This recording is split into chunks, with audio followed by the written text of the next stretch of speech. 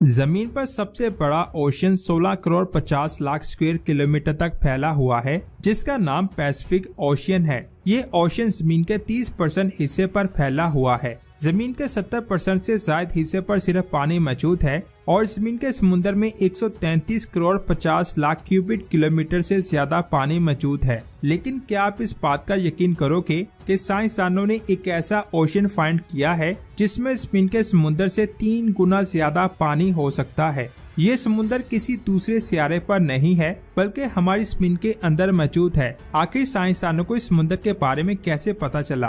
कई लोग सोचते हैं कि जो समुद्र हमें जमीन पर नजर आता है वो इतना ज्यादा गहरा है कि उसकी गहराई जमीन की कोर तक जाती है, लेकिन हकीकत में ऐसा नहीं है। जमीन पर मौजूद ओशन का सबसे डीप पॉइंट चैलेंजर डीप है, जो पैसिफिक ओशन में मौजूद है। इसकी गहराई 10,935 मीटर है, जबकि बाकी ओशन की गहराई सिर्फ 3,600 मीटर है। अगर हम इन ओशंस को जमीन की लेयर के लिहाज से देखें तो ये ओशन सिर्फ जमीन की क्रस्ट तक ही फैले हुए हैं, उससे नीचे नहीं जा सकते और क्रस्ट जमीन का सिर्फ 1% हिस्सा है। हाल ही में साइंसदानों ने जमीन की अंदरूनी लेयर्स में सरफेस की निस्बत 3 गुना ज्यादा बड़ा ओशन फाइंड किया है। साइंस के मुताबिक ये ओशन अपर और लोअर मेंटल लेयर के आसपास मौजूद होगा, यानी जमीन की सरफेस से 2000 किलोमीटर नीचे। लेकिन यहाँ ये सवाल आता है कि साइंस को इतनी गहराई में ये कैसे मिला? हाल ही में साइंसदानों को अफ्रीका के एक मुल्क बोट्सवाना में एक डायमंड मिला था,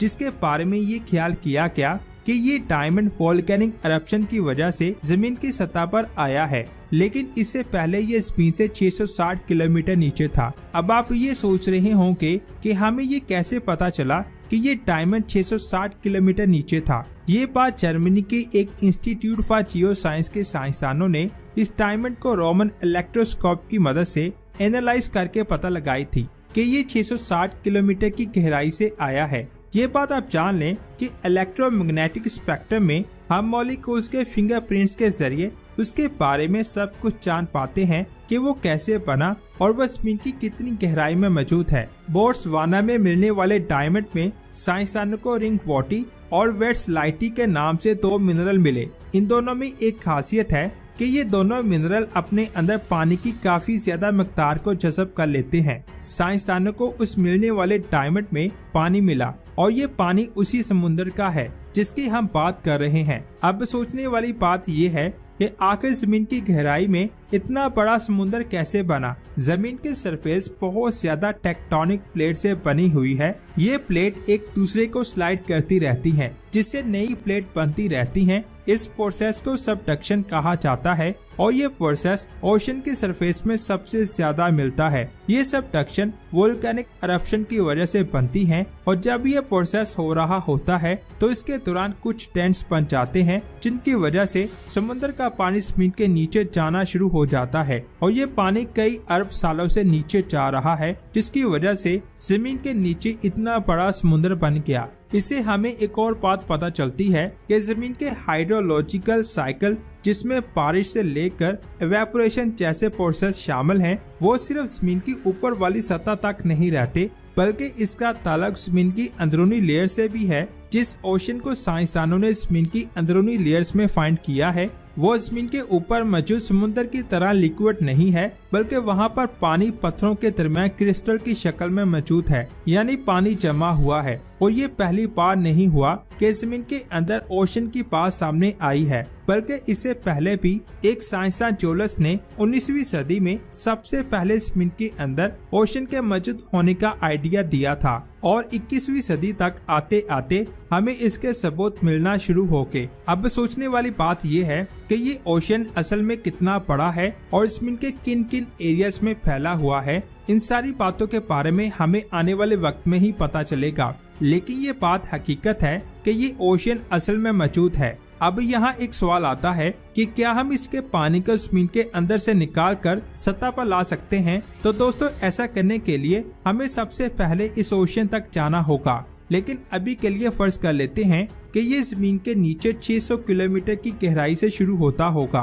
तो क्या हम इतनी गहराई तक जा सकते हैं? तो इसका जवाब है नहीं। 1970 में सोवियत साइंसदानों ने रशिया और नॉर्वे के बॉर्डर के करीब एक सुपर डीप बोर होल को ड्रिल करना शुरू किया। 1989 तक वो 12,262 मीटर की गहराई में पहुंच गए। ये इंसानी तारीख में किया गया सबसे गहरा बोर होल था और हमारे पास अभी जो भी टेक्नोलॉजी है उसकी मदद से हम इससे ज्यादा नीचे तक नहीं जा सकते। यानी फिलहाल उस पानी को जमीन पर लाने के लिए हमारे पास कोई भी अच्छा तरीका मौजूद नहीं है, लेकिन हकीकत में जमीन के अंदर पानी का बहुत बड़ा समुद्र मौजूद है। 2021 में रशिया के एक बहुत ठंडे इलाके साइबेरिया में साइंसदान जमीन के नीचे 11 फीट की गहराई तक खुदाई कर रहे थे। तब उन्होंने एक छोटी सी मखलूक दरियाफ्त की। ये मखलूक थी तो छोटी, लेकिन इसकी उम्र 24,000 साल थी। हैरान करने वाली बात ये थी कि वो मखलूक जमी हुई थी और जब उस पर सूरज की रोशनी पड़ी और उससे नमी मिली तो वो खुद ब खुद जिंदा हो गई। ये एक फीमेल थी। सबसे ज्यादा हैरान करने वाली बात ये थी कि ये फीमेल बगैर मेल के जिंदा रह रही थी और मेल के बगैर ही अपने जैसा दूसरा बच्चा पैदा करने लगी। इस अमल को फीमेल रिप्रोडक्शन कहते हैं। इस मखलूक का साइज बहुत ज्यादा छोटा था। इसे सिर्फ और सिर्फ किसी खास टेलीस्कोप से ही देखा जा सकता है। इसे पेट्लॉइड रोटीफर्स का नाम दिया गया। ये मखलूक पानी में रहती है, जैसे तालाब, बारिश का पानी, गीली मिट्टी या काई पर मौजूद नमी। इसका जिस्म नरम और लंबोतरा होता है। इसके सर पर दो घूमते हुए पालनुमा पुर्जे होते हैं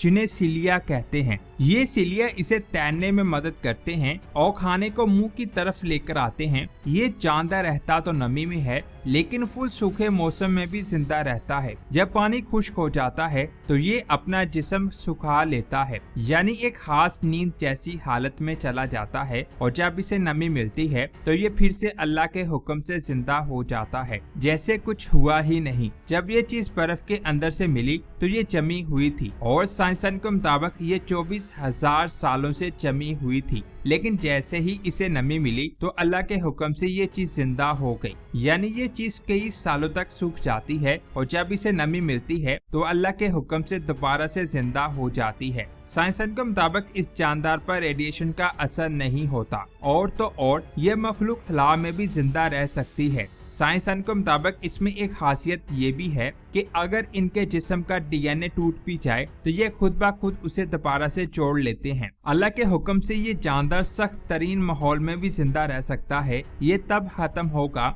जब अल्लाह का हुक्म होगा। साइंसदान इनको अनकिलेबल क्रिएचर्स कहते हैं। उनके मुताबिक जब ये चीज किसी एक्सट्रीम कंडीशन का सामना करती है तो ये क्रिप्टोबायोसिस में चली जाती है। क्रिप्टोबायोसिस एक ऐसी कंडीशन होती है जिसमें रोटीफर्स जैसे जानदार अपना पूरा सिस्टम आर्जी तौर पर बंद कर देते हैं, जिसमें वो ना सांस लेते हैं, ना हरकत करते हैं, ना खाना खाते हैं। वो बिल्कुल गैर फाल हो जाते हैं। लेकिन जैसे ही इनको पानी या गर्मी या रोशनी मिलती है तो वो दोबारा से जिंदा हो जाते हैं। ये चीज रोजमर्रा की जिंदगी में भी होती है, जैसे यीस्ट जिसे हम बेकिंग में यूज करते हैं। यीस्ट के सेल्स के गिर्द एक प्रोटेक्टिव लेयर होती है। अगर आप इसे फ्रिज या फ्रीजर में रखते हैं तो वो क्रिप्टोबायोसिस जैसी हालत में चली जाती है। वो जिंदा तो होती है लेकिन एक्टिव नहीं होती, और जब उसे फ्रिज से निकाल कर गर्म जगह रखा जाए तो वो फिर से काम करना शुरू कर देती है। जब रोटीफर्स क्रिप्टोबायोसिस में होती है तो वो कुछ खास प्रोटीन्स बनाती है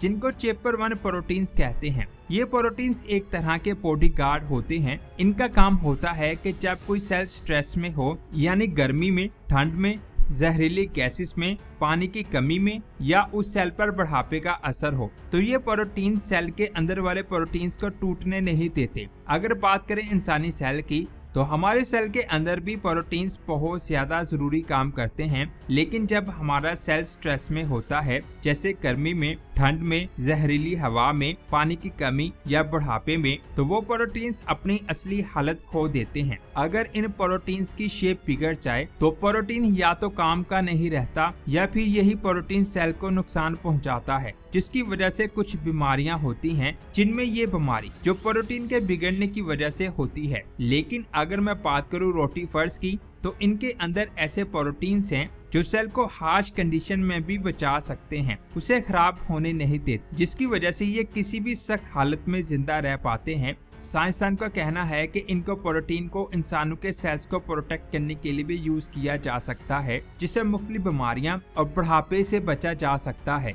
लेकिन सच ये है कि हर चीज को फना होना है, कोई भी चीज मौत से नहीं बच सकती, उसे एक ना एक दिन मरना जरूर है और इंसान पर बुढ़ापा जरूर आता है। ये अल्लाह का बनाया हुआ एक निजाम है। जिस मखलूक को सबेलिया की बर्फ से दरियाफ्त किया गया है वो 24,000 साल पुरानी है। पहले लगता था कि ये सिर्फ 10 साल तक ही जिंदा रह सकती है, लेकिन उस मखलूक की बर्फ में दरियाफ्त के पास से पता चला कि ये मखलूक आइस एज के दौर से जिंदा है, जब दुनिया में मैमोथ जैसे जानदार हुआ करते थे। जब इस चीज को बर्फ से बाहर निकाला गया तो ये ना सिर्फ जिंदा हुई बल्कि ये बच्चे भी पैदा करने लगे, जिसके बारे में मैंने ऊपर वीडियो में बात की थी, जिसे पार्थेनोजेनेसिस कहते हैं। ये एक ऐसा तरीका है जिसमें जिंदा चीज बिना मेल के बच्चे पैदा कर लेती है, जिसकी एक एग्जांपल एग्स है। ये अंडे बिना मेल के बेबी बनने लगते हैं। इसके अलावा कुछ कीड़े, रेप्टाइल्स जैसे केचुए, छिपकलियां और कुछ परिंदे भी स्पेशल कंडीशन में बच्चे पैदा करते हैं। मिसाल के तौर पर हनी पीस यानी शहद की मक्खियां।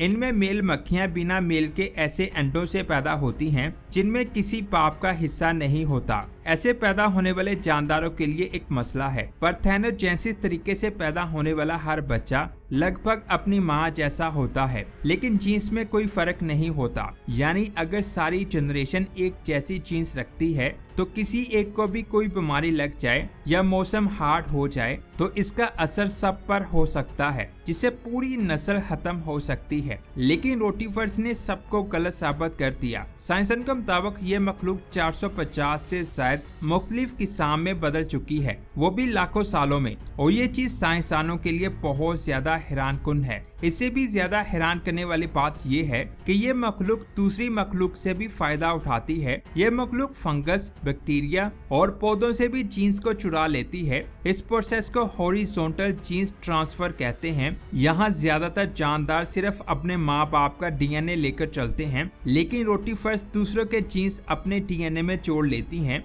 जैसे किसी और की किताब से कोई नया फार्मूला निकाल लेना। ये ऐसे जीन्स चुनती हैं जो इसे मुश्किल वक्त में मदद दें, जैसे ज्यादा गर्मी, रेडिएशंस या जहर से बचने वाले जीन्स। कुछ साइंसदानों ने ये तक बताया है कि रोटीफर्स के डीएनए का 10% हिस्सा दूसरी मखलूक से आया हुआ होता है। ये तो ऐसा हुआ जैसे किसी ने दूसरी लैब का सीक्रेट फॉर्मूला चुरा कर अपना बना लिया हो। जब बैक्टीरिया मर जाते हैं तो उनका डीएनए हवा में बिखर जाता है और रोटीफर्स उन टुकड़ों को उठाकर अपने डीएनए में जोड़ लेती हैं और अपने आप को अपग्रेड करती रहती हैं। अजीब बात यह है कि नॉर्मल हालत में इनकी जिंदगी का दौर सिर्फ 2 हफ्ते होता है, लेकिन सही हालत में जाएं तो ये हजारों सालों तक जिंदा रह सकती हैं। ये सब अल्लाह के हुक्म से होता है। अल्लाह की मर्जी के बगैर एक पत्ता तक नहीं हिल सकता। वीडियो अच्छी लगी तो इस वीडियो को लाइक और शेयर लाजमी करें। मिलते हैं एक और शानदार वीडियो में। अपना बहुत सारा ख्याल रखें। अल्लाह हाफिज।